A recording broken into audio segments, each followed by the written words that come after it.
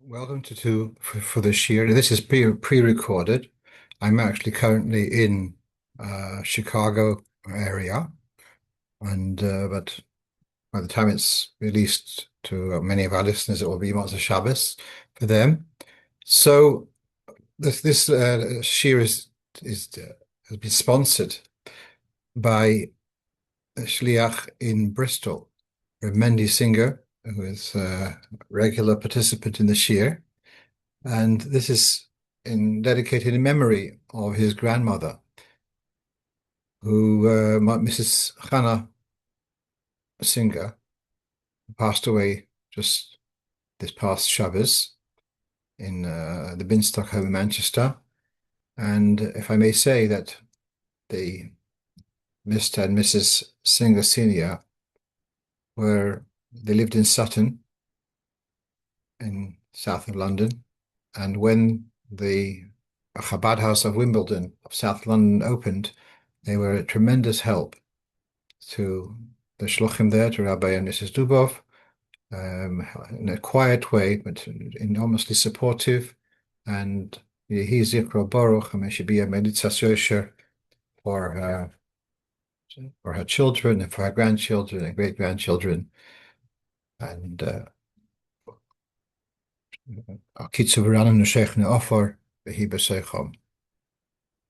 so we're going to go now to our list of questions, but before that, a story, and that will be connected to perhaps point number 9. And this story is the following: that after the Mittler Rebbe passed away,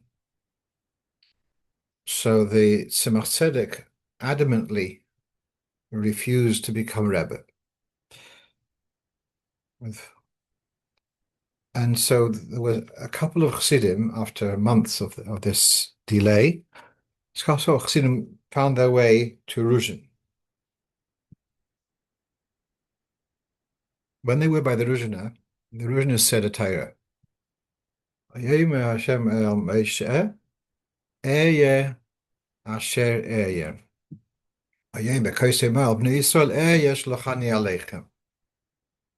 So he said, Ehyeh is Gematria 21. Asher Ehyeh is 21 times 21 equals 441. And that is the Gematria of the word emes. If you'll say the emes, tell Pari the emes, and then that Pari will be subdued.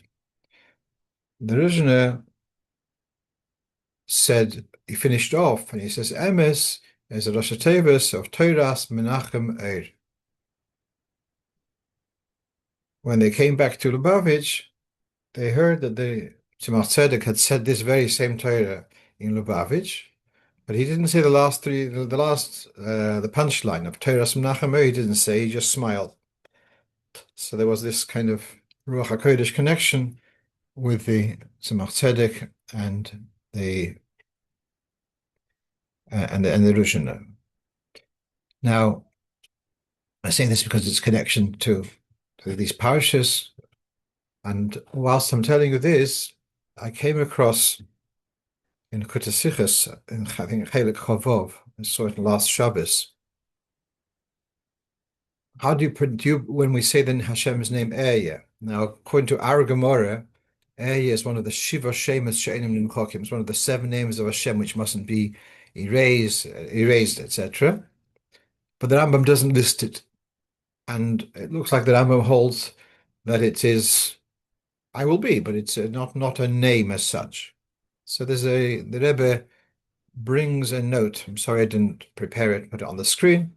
The Rebbe brings a note from the Chaim Vital that you're allowed to pronounce the name Ehyeh. Now, this for me was a chiddush, because let's say Shem Elokim, we pronounce Elokim. The Rebbe never used the term Shakai. It would be Shin Dalad Yud, Kale, yes. Although I never saw the Rebbe writing Kale Kuf Lamed. I find that really off-putting, because it looks like Kal, which is the opposite, which is a disgrace.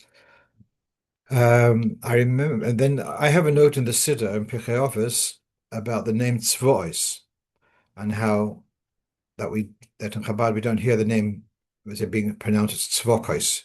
It's pronounced Tzvois. But I do have a note in the Siddur there in the same place in Pirkei Avos, as I say, that I remember hearing a recording of the Rebbe saying Ekia, and that's why I was intrigued to see this in the Kotasichas, where he quotes that it's well, one is allowed to utter the name in the normal way. I haven't researched it any further, so I'm going to leave it at that. But since I'm already talking about the Inyan Emes, I'm going to skip to question 9 on our list, and that is a very sincere Chassidish from younger man. He's a shliach in Eretz Yisrael. That's as much as I'm going to identify. And someone told him he needs to raise funds for his best Chabad. Someone told him this and this person is a generous person, is a man of means. You could approach him. And he even gave him his telephone number. But he says, don't tell him that I gave you his number. Okay. The shliach called up the person, and the person asked him, how do you get my number? So he said, someone gave it to me, but I don't remember who it is. And afterwards, he felt terrible because he'd said something which wasn't true. So he asked me, what's the story now? So I didn't give him an easy time about it because Emes is now truthfully, is it a issur deraisa to say something which isn't true? That's questionable. It's questionable because although it says midvar sheker tirchok, but that posuk it literally refers to the halacha, sorry, refers to edus, not to say edus sheker, but to be truthful. Truthful is possibly a midas emes. I heard once someone said to the Rebbitzin, like in jest, du likest, or something like that, to say, no, that can't be true. And she took exception to this in her very edel way. She's not shaycha, she's never told a lie in her life. And so that's midas emes. A person is a medaber. The four levels of Bria, Daimon Sameach Chai Medaber. Medaber means you have a power of influence. Medaber is also in Lashon Yad B'Ram Tachtenu. And so Dibur is a way of influence. And so Dover Emes, if you speak in a way of truth, then you're able to have an influence. There are lie detector machines. If a person says something which is untrue and they know it's not true, it'll be something that will jar inside their person, unless they're born, or seasoned liars. Because this is what a person is. A person is a medaber. This is where Hashem created us as such. And so a medaber has to be a dover emes. So since I'm really talking about this, so we have on the screen here was the question: what's after the fact? Does the person who said a lie to someone, in this case, he told this Gvir, he told him that he forgot. Is there a chiyuv to go back and say, Dvarim shamarti sheker hayu, to say, I'm sorry, I told you a lie? So, really, it doesn't seem to be the case. You can see here's a sefer, I just did a bit of a search. He says, unless you are getting a benefit, let's say, but you said a sheker, and as a result they're giving you covered or something or other benefits, then that's cheating. But if you had said something which is untrue and it's not has no bearing, so then it's ben odom lamokim. It's rather than ben odom lachavere. So you don't have to go and apologize, etc. Although, yeah, it's still, I think, it would be more correct for the person to be moida and to apologize, but not Not that there's a chiyuv min hadin, and it doesn't undo. It doesn't undo the having said the sheker totally. Okay, it's certainly an incentive not to do it again. This is what this sefer called Nivs Vasoyim, Hilchas Isur Sheker by Reb Nochem Yabrov. Actually, he's an excellent mechaber, no longer alive. He wrote a whole series of Sforim on different topics called Divrei Seifrim. We find the one which I use is on Hilchas Avela. It's really an excellent sefer. So he's writing here that Misvora Sheker is a bein odin lamokim.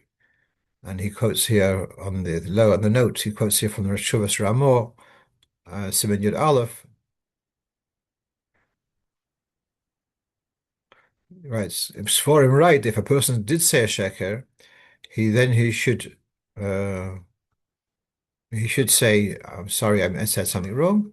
He says it's more on a midas tovus thing. Okay, let's come back to our list ala seder. Okay, I'm going to go back. And so question number one on our list was a simple question: the worn-out cover of the tefillin, shalyad.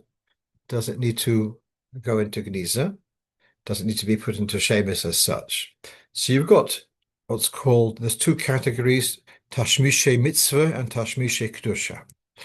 So Tashmishe Mitzvah, we've gone to a lot of discussion about what to do with tzitzis. Can you wrap tzitzis and put them in the rubbish, etc., in a respectful way. Then we've got Tashmishe Kedusha. Tashmishe Kedusha means they are part of servicing something which has Hashem's name.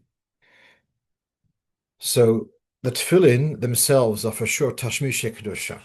I saw some, but what about the cover to of this tefillin box?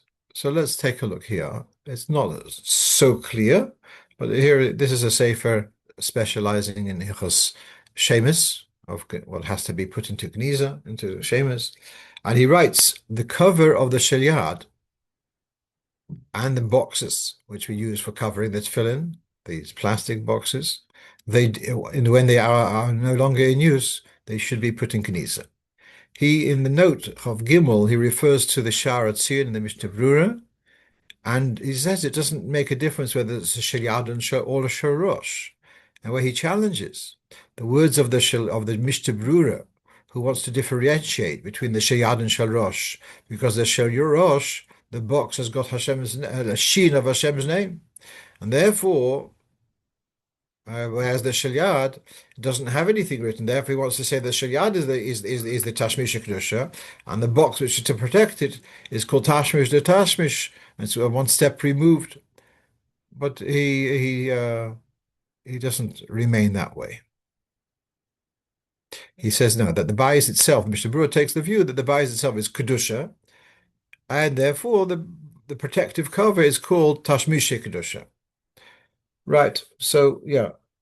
So the answer is that if it's no longer usable, it should be put in shemis. Right. Now, this is a question which a couple of people had this point, question number 2. A couple of people had this question this past Shabbos. One was that they did not have a minyan for Kriyas HaTorah on Shabbos morning. One was due to the inclement weather in the north of England, and therefore the people who just about make up their minyan stayed home. And the other one was actually from Ukraine because of the power cuts and this and that. So as a result, they did not have a minyan for Shachris.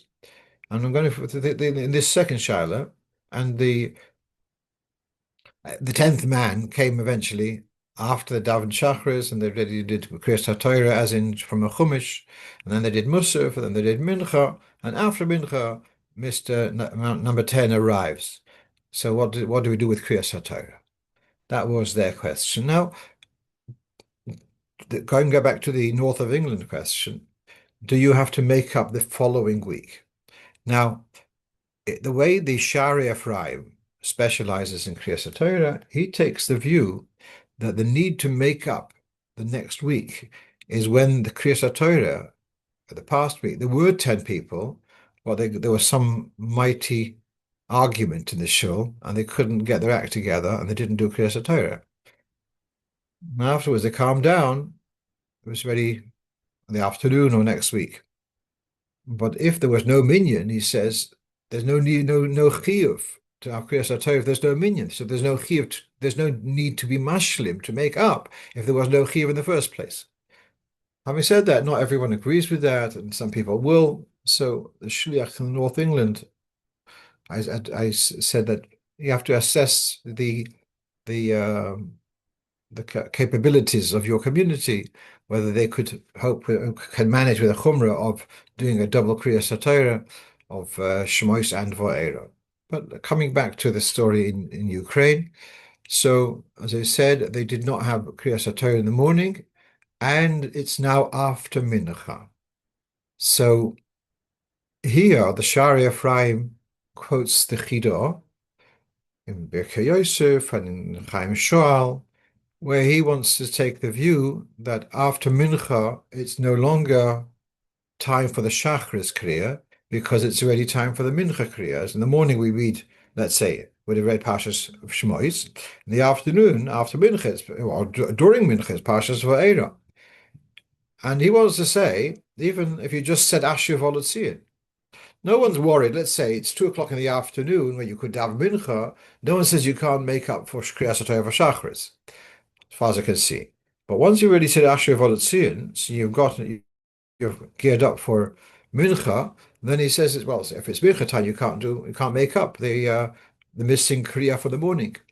That's the Chidor's view. But here on the screen, we have from the Dogel Mervava, from the Noida Behuda, his comments on the margin of the Shulchan Aruch. This is in Siman Kuf Lamed Hey.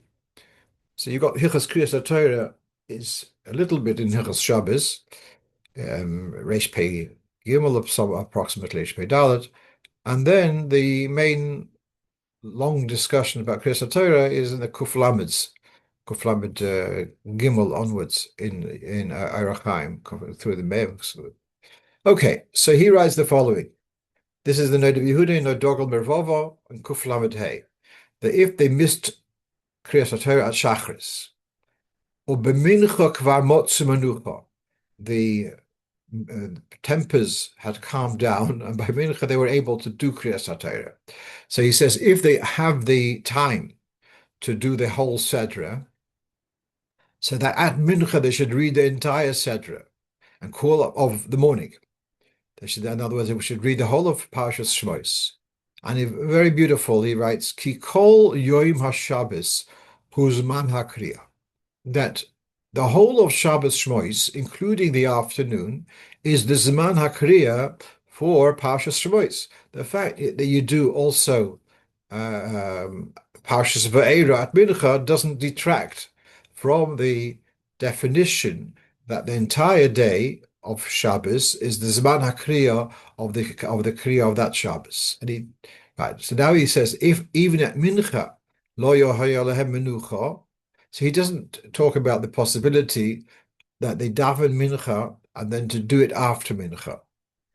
He just talks about if they didn't manage to get their act together at Mincha either, should they be on Mondays or Thursdays doing the missed Kriyas Torah of the past Shabbos? And says, no, that's not okay, because that's going to be a major disruption to Melacha. People have to go to work, and they just do the first till Sheni of the following Shabbos. And he has another nice line here. Ein doichin dover shezmanoi oz mipnei dover shekvar over zmanoi. You wouldn't push aside Kriya of Va'era to make up for something from which was missed in Parshas Shmos. If it's either or, he says you do the one which is called for now. Then he also says if you're going to start doing on a Monday morning or Thursday morning, and you're just going to use last week's Sedra, then that's really going to confuse people because they don't know what's going on here. Which Sedra is it? And so on. He has to have a bit more. So as I say, he doesn't talk about doing it after Mincha, but he did say this this line, Kol Yom HaShabbos Huzman HaKriya. Now, then on the bottom of the page, and this is from the Shar Hatzion, and he's talking about this situation, and he says that if they didn't manage to do Kriyas Torah in the morning, but it's now the afternoon, Yikru Haseder Shel Shacharis. You should do Shacharis, the seven aliyahs should be before Mincha, then do Asher V'Latzion, and then do Kriya of Mincha. Kein Nirali, which is sounds very nice. Right, it makes a lot of sense, and you made a pause. So he doesn't say it's ma'akiv, but he says that that's his advice here. But in this case, where they didn't, it's not they didn't read before mincha, they didn't have a minyan. I'd still think that to do kriyas Torah of shachris, but then to do mincha also, that I find a bit funny, because then it seems to be a bit of a clash between the two inyanim. You've just said Kol Hayom Zman HaKriya of Shvois. So then you're going to do for Eira. Although you can say, well, perhaps do just for Eira, as he said, Ein Doichen Dover Shazmanai Oz, Mipnei Dover Shekvar Over Zmanai. But there'll be Agmas Nefesh. People say we missed out a whole week's Kriyas Torah. So I'm more noted. It's not during Mincha. Then you'd have to read Pashas Va'era. It is after Mincha. Okay, so unrelated to be mashlim the past parsha, but I don't think to do both both hashlama of shachris and hashlama of mincha. Let's move on to the next question, and that is a shliach is very excited. They've got a project of a new building, and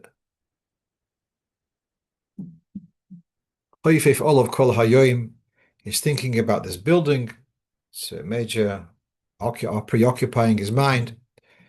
And is he allowed to look at the plans on Shabbos? Is he allowed to show it to family? Is he allowed to show it to visitors? Can you display the plans on the wall? So there's a little bit of, should we say, two things. One is about shtore hediotis. One should not be reading mundane stuff on Shabbos, and building is talking about Malocha, so one shouldn't really be reading such material on Shabbos. And then there's a separate thing of discussing building projects on Shabbos. Now, there is a concept, Chafotzecha Asurim, Posek in Yeshai, Mimtzoi Cheptzecha, Chafotzecha Asurim, Heftze Shomai Mutorim. Those who sing Zmiris, they will remember this Lashon, and the way it says Lashade Chabonos. So Heftze Shomai Amuter. Is that a free for all, or is it only subject to need? So I think I saw this from the Shmiras Shabbos Kilchoso, but this is the reference. There's a sefer called Nezer Yisrael, Lekutei Rimo. It seems to have been almost as popular as Shmiras Shabbos Kilchoso in the pre-war era. And so he writes the following: Cheftzei Shamayim muter ladaber bohem b'Shabbos k'koin cheshbon shel mitzvah. V'chein muter lifsek tzedakah la'aniyim. You'll have to make an appeal and allocate money for aniyim, for the poor, to talk about shidduchim, etc.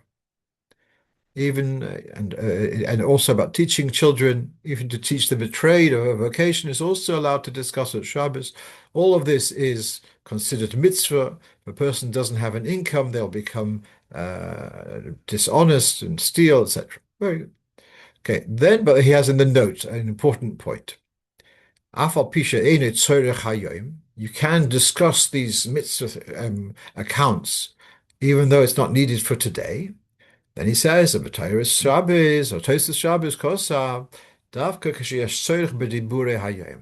can discuss this kind of thing if there's a need to discuss it today. So let's say we sell aliyahs in a show. You can sell them earlier, but the people are not there. So you can do that's why you're allowed to sell aliyahs. It's tzorech mitzvah. You want to make an appeal for a communal need, and you want to do that appeal on Shabbos. Why are you doing it on Shabbos? Because that's when you have the people are there. So you want to utilize the opportunity. So that's okay. I would even take this, I'm not so sure, yeah, to have the plans on the wall hanging up in this current Chabad house with the plans for the coming Chabad house. So as far as Chefetz Shammai, you could say people are coming. All right, interest, participate, contribute. But does that also allow Shtori Hedyotis? After all, this is a plan. It's a building plan. So I'm not sure whether the Tzorchei Rabim it would be a heter to read Shtori Hedyotis. What I'm quite confident though is that for yourself and for your family, that you shouldn't be looking at those things on Shabbos because there's no urgency. All right, so something on your mind, you'll keep it in your mind somehow till the end of Shabbos and deal with it after Shabbos. But they shouldn't be looking at those plans on Shabbos. Let's move on. So someone shared this with me. Is it here? Uh, so, I'm sorry, it's not doesn't somehow not saved over here. About at a bris. So at the bris, we have for benching. We use a kos, a cup of wine, and then towards the end of benching, by the before Harachman Huizakenu, after Mimorim, we add 6 stanzas of Harachman.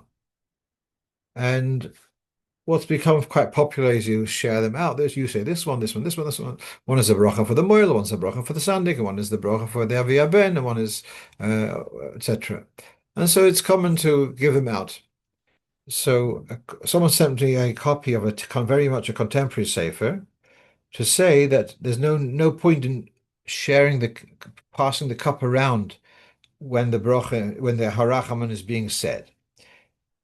It's not a benching is alakos. Sheva brachas can only be said with a cup of wine, and therefore the cup of wine is passed around because it's eino mishira elalayayin. But the harachman has got nothing to do with the kos, and therefore there's no need to pass around the cup for harachmans. You can just stay where it is, and by the one who's leading the benching, and after harachmans are over, and then after the full benching is finished, then the one who's leading the benching will make a bracha, and afterwards, whoever wants to have kosher bracha is welcome to. Let's go on to the next question. That's question number 5. We had a cake baking in the oven on Erev Shabbos on Friday. At Lichtsinden, I checked the cake. I put in a toothpick or something, and it was still moist inside. So the question is he allowed to leave the cake to bake? Let's say the oven has a timer, I'll switch off an hour later. Is it allowed to leave the cake to bake into Shabbos? And number B, if you weren't allowed to, would the cake be muktzah for the rest of Shabbos? So the rule here is that you're allowed to have semi-cooked food without a blech, provided it's mevushal kamachal ben. I've told this story before, but I'll tell you the story again. I once came to Manchester it was a winter Shabbos, and the boy who was in charge of the kitchen for that Shabbos is many years ago. The boy was in charge. He realized a half an hour before Shabbos that the soup for Friday night was actually sitting snugly in the freezer, a block of ice. So he whipped it out of the freezer, put on big fire, highest flame. It comes to time Lichtzen and it's still ice is swimming there. So he switched it off for a boy, and the boys didn't have soup for that Shabbos. Now, truth is that he could have left it. He could have left it on the flame, provided the flame is covered. So with a blech, you're allowed to leave raw food because of the issue of Shema Yachata, that you might come to tamper with the flame, etc. The fact that you put a blech covers you for that. So he would be allowed to leave it there. One thing I would say is, if someone lifted the lid and it wasn't fully hot, they would not be allowed to put the lid back on again. So it's not a good idea to rely on this. But they could have left the soup on a high flame until the time of the meal. And what happens afterwards? Well, if they were concerned that there's any hazard, they could ask a goy to lower the flame, etc. But that's with a blech. So the blech allows you chazorah. The blech allows you to leave uncooked foods to cook.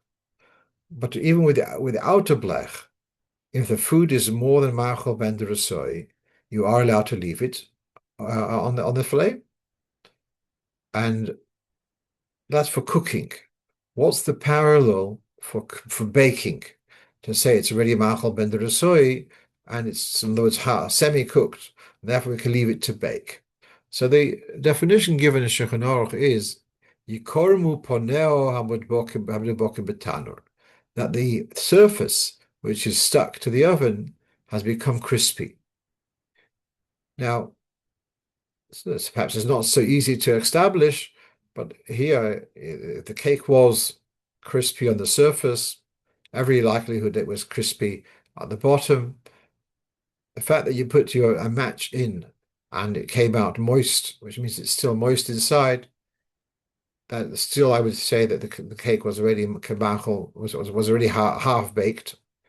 And I understand that some people actually enjoy the taste of cake, which is still not totally baked on the inside, little creamy.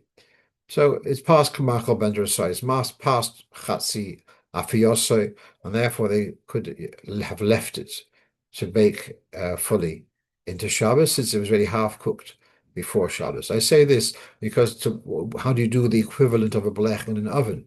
That's a bit awkward.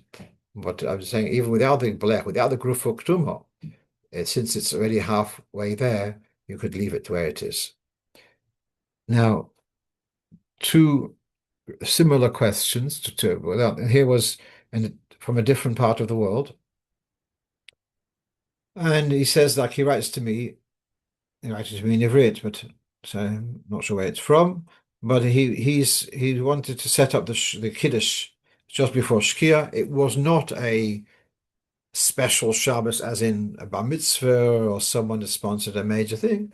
But also it's nice to have. So he whipped out 5 minutes before the Zman. He whipped out a cholent which was sitting in the freezer, and he put it in a crock pot, and he took out a kugel, switched on the electric hot plate, and he put the kugel on the hot plate, put some water also, so that it shouldn't burn the kugel. And then he had second thoughts during Shabbos, and he then removed everything. We removed the food, so we think that was not allowed what he did. So we've got here two things. One is the cholent, the frozen cholent, which had been put into a crock pot, and the other one was a fully cooked kugel, but frozen, put onto a hot plate. So here you have on the screen from the Sefer of Rav Forkash, Shabbos Halacha. I think it's Perek Ches. So he says the following, that a stove which has no adjustments, there's no knob to make it lower or higher. That's not so common, but the plug-in Shabbos hot plates are such that they don't have any controls. So then he says there's no worry of Shema Yachate. Now, what's the concern that you can't start tampering with it? There's nothing to tamper, and then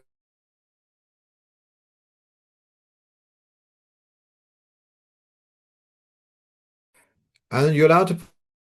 So the plug-in hot plate, which has no control knobs, then you could take the kugels from the freezer just before Shabbos put it on it, and it'll warm up for Shabbos. With the water, it's okay because it's it's the equivalent of a blech. So it's just said with a blech you can even put raw food on for before Shabbos, and so that would be okay. The crock pot, though, had has a control knob, high, medium, low. That's where you have a problem of grufuk tumah. It's not grufuk tumah because the fire has to be covered. And so to just put the raw cholent or the frozen cholent, which effectively is raw, then to put it into the crock pot, which has got adjustment knobs, then that would not be okay. And he writes, even if you cover the knobs, that doesn't matter. Let me just explain something. Moshe Feinstein does say that the knobs of a cooker for Shabbos, that you have to cover the knobs. That's his chumrah, but really going back to the original concern of Shem Yachata, going back 500 years ago, 1,000 years ago, you got a stove, which was like a deep pot, and you got some coals at the bottom, and you use a stick to stir them, and you have to keep on stirring. That's how cooking used to be. There was a continual poking necessary. And so now the Chacham tell us you have to cover that, Gurfa Ktuma, that you should be, remind yourself you're not going to poke it over Shabbos. So there, the controls and the fire were in the same place. Now, the poking space and the fire space is the same thing. Comes along electric cookers, and you've got poking spaces on by the knobs. Fire is somewhere else, so they'll be separated. So which needs to be covered? The knobs or the fire? So as Rabbi Hiller Zalzangerson, he says, we really, you could say the whole business that you might come to start tampering is a little bit obsolete because we don't have a live fire as such that you have to tamper with it, you have to poke it. You just leave it alone, it happens. But we have Kabbalah soil. Chazal said you have to cover the fire, you have to cover the fire. But you have to cover the fire. They didn't say you have to cover the control, the poker or the control knob. So the control knob is a heater to cover. It certainly does not substitute for covering the fire. Yeah. And therefore, to put raw food in a slow cooker before Shabbos is not okay unless you have some kind of grufuk tumah, a substitute. And what is recommended, which he could have done, take a sheet of silver foil and make a thin lining of the outer housing of in other words, the crock pot, so there's an outer housing made of metal, and the inner is a ceramic insert. So if you put a sheet of silver foil inside the outer, to line the outer housing, then you could put the ceramic pot inside that lining, and that's called ketuma because you've covered the source of heat. Now, so he says quite clearly that covering the knobs doesn't help where grufa ketuma is called for.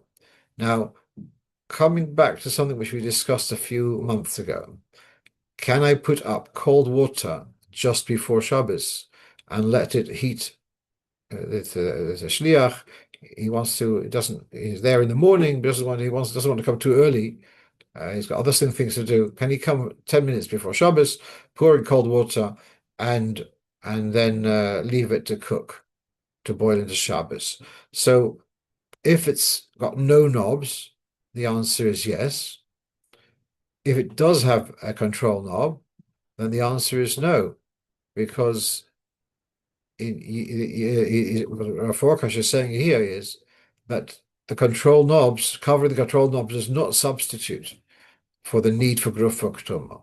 So but if the water was half hot, half heated, perhaps you could say that, of Yatziledes, but sorry, of Machal ben Rasoy, but if it was totally cold water at the onset of Shabbos, that would not be okay.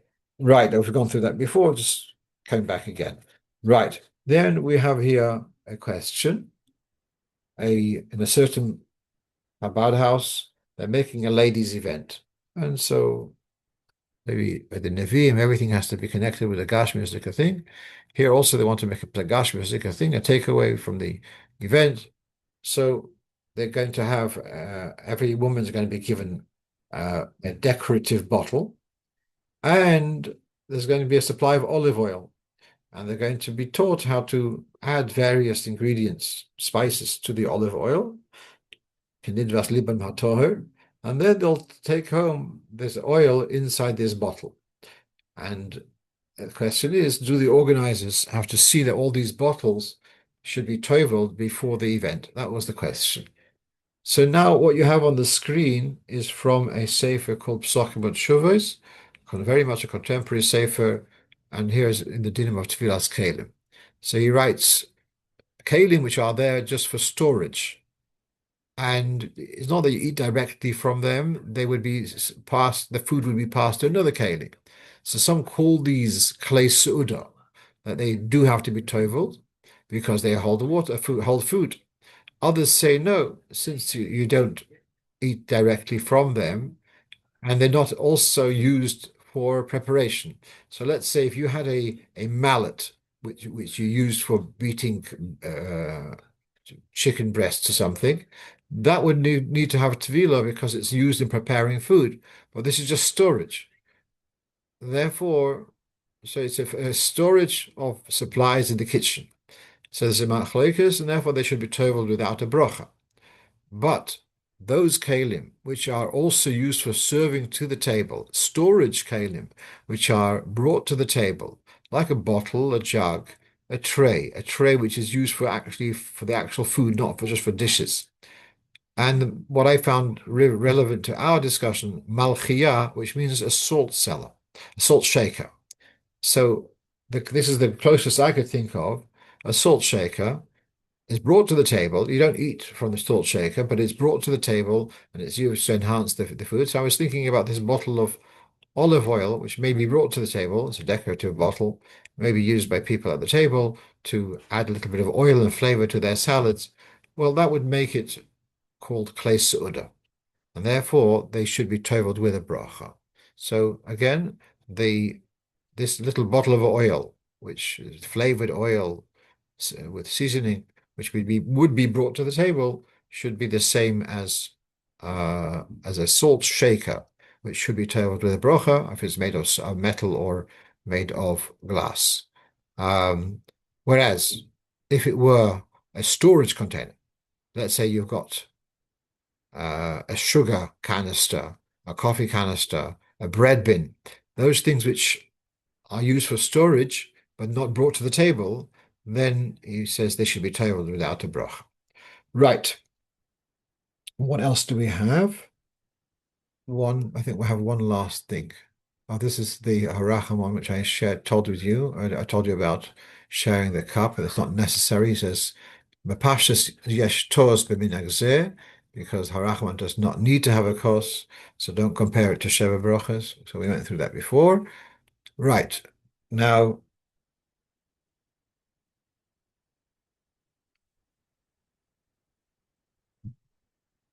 so two more things, and that is, you remember we had this discussion based upon this Sefer B'chadrei Serasecha, Rabbi Groner's correspondence, so to speak, with the Rebbe, and the editors had put a title, Tzedakah Lifnei Ma'ariv, and I'd taken exception because that was not the Rebbe's intent to say that you should give tzedakah before Ma'ariv.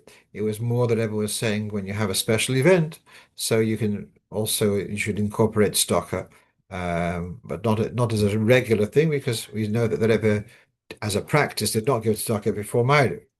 So I wrote this up and published in Horace B'Urim. So someone sent me the following uh, edition. So this is from Tov Shim Mem Hey. And the Rebbe revisits this. This is also in Elul time. I think it's Erev Rosh Hashanah even. And the Rebbe says in this parenthesis, commission is by Pam Baruch, Shahardin b'Shulchan Aruch, as it was explained, discussed once at length, that which it says in Shulchan Aruch to give tzedakah before davening, was said for Shachris and Mincha and not for Ma'ariv. Now, remarkably, the editors do not give a reference. Commission is by Pam Baruch. And when did the Rebbe discuss this? And I suspect that this is actually referring to the same Sikha which we discussed last time, Tovshin Chayel Tovshin Lamed Dalet. And the Rebbe discussed the topic at length, and perhaps it wasn't so clear to the reader, but in the Rebbe's mind, that he had then said that it's not appropriate to give not appropriate to establish a minig to give tzedakah before Ma'ariv. If there's a special need, exceptional need, yes, but not to make it into a minig because it doesn't fit with Kisvi Harizal. Right. So this is, as you can see, it's on the screen, Toras Menachem Tovshim Mem Hey, towards the end of the Sefer. Finally, someone gave me the following feedback about adding aliyahs. So if you remember what was the dilemma,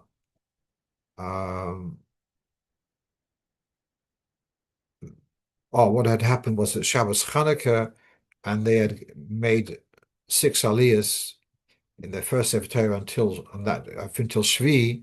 What do you do with the last from Shvi till the end, when the 7th aliyah should be called up into the Sefer Rosh Chodesh? And it's discussed how Chabad generally do not do Heshafis, based upon Tzemach Tzedek, etc., which is definitely true. And as you read also, now we're leading up to Yud Shvat, the famous letter of the Rebbe about the various Hanhogas for Shabbat, for Shvat, Yud Shvat, and the Shabbos before Yud Shvat. And the Rebbe says to make multiple minyanim, but not to do Heshafis. So it's Chabad meaning not to do Heshafis. So someone writes to me that Friedrich had 3 daughters.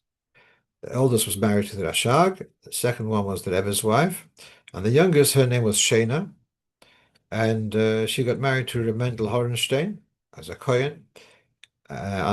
Both of them were killed in Treblinka concentration camp. At any rate, when they got married, so the Shabbos before, Shabbos after, but the Chosen, he was a Kohen, and his father actually was also a Kohen, yeah.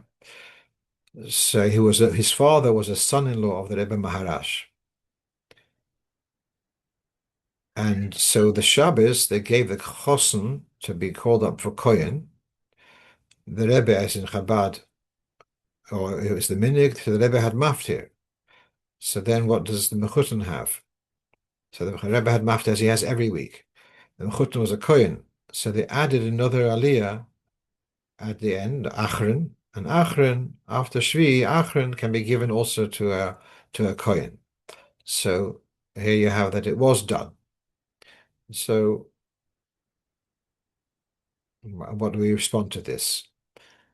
So first of all, we have a clear guidance from the Rebbe that we don't do Haftarah. What happened then doesn't have any bearing on what we do. We do what we're told to do.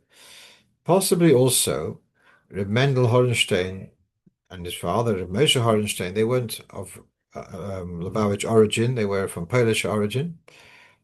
This is mentioned in passing when there's about the saying the Nossi. So we also say Yehirotzen. In Hayom Yom it says that even a Levi or a Kohen also should say the Nossi, as it was the Rebbe Rashab told Reb Mendel Horenstein, Reb Moshe Horenstein, although he's a Kohen, should still say the Yehirotzen. Now, actually, the Shara Koilel, he brings the saying the Yehirotzen with the Nossi. It looks like it wasn't so standard, and the Rebbe Rashab is quoted as saying, we say the Nossi, we don't say the Yehirotzen. And so the fact that Mendel Hodgstein or Moshe Horenstein was told to say it because they weren't from Lubavitch origin. So in their minig, their kahila, they say the Yehirotzen after the Nossi. So he should also say it. So that's possibly why, since by his minig it is acceptable to do an extra aliyah. So to accommodate him, they made an extra aliyah for the mechutin. At any rate, the Maisa we just follow, as I said, what we were told, and what certainly Minhag Chabad is that we don't do House Office, and so yeah, that's as much as I have to share with you for today. And I wish you, for my part, a good Shabbos, and for your part, a good Tavoch, and thank you for participating and for all the encouraging feedback. And Rika, we should be Zoicha to hear the Besuras HaGeula, the Moshiach Tzidkenu, Simchas Olam, Al Roshenu, B'mhein V'yameinu Mamash. God.